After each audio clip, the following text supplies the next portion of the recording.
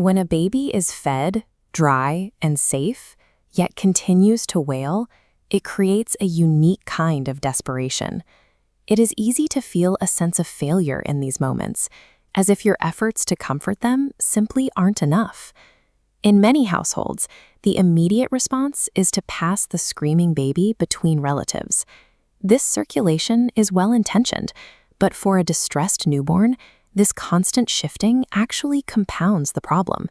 The rapid changes in touch and the sharp, unpredictable sounds of the household create a state of sensory overload. This transforms a simple biological alarm into a neurological panic that the baby cannot shut off on their own. Before attempting to soothe them, you must confirm the underlying biological needs are met. This means checking that the baby has been fed, burped, and has a clean diaper. Once those needs are addressed, soothing becomes a mechanical process of triggering a reflex. It is a learned skill that relies on physical precision rather than a magical maternal talent.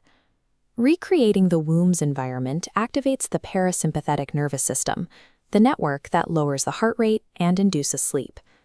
The first step is to replicate uterine compression.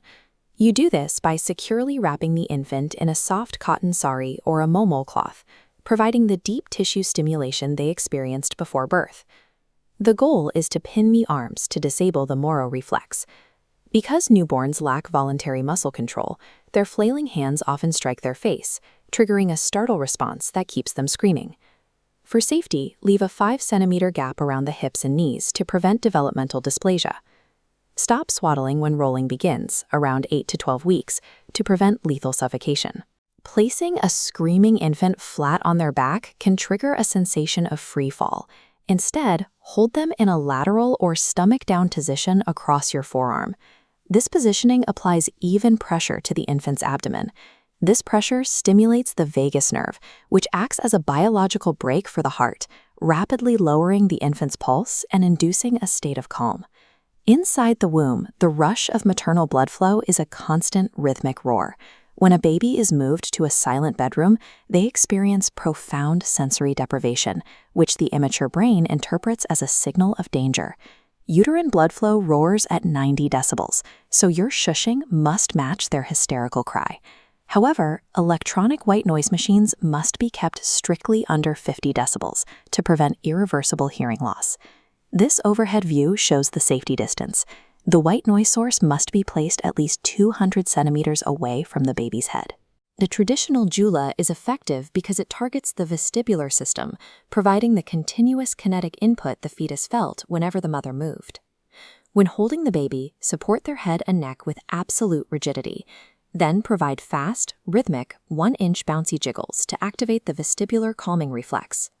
By layering this 90 decibel sound with 1-inch vestibular motion, you replace chaotic household noise, breaking the sympathetic panic loop.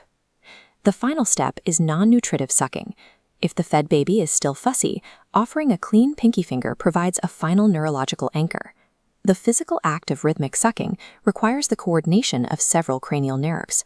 This physical demand forces the brain to focus on the mechanics of the mouth, overriding signals from the sympathetic nervous system.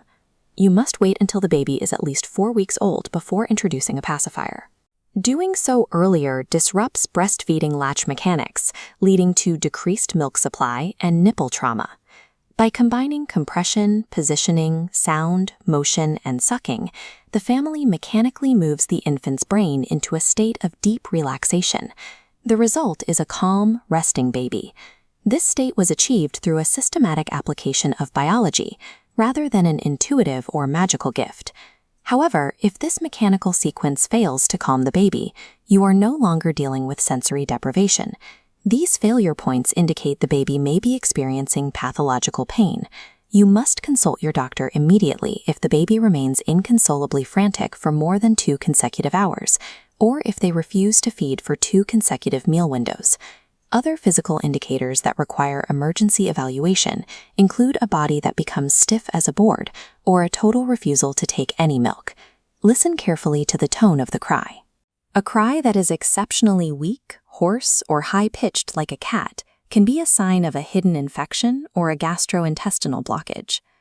When you understand the mechanics of soothing and clinical markers for illness, the entire family is empowered to manage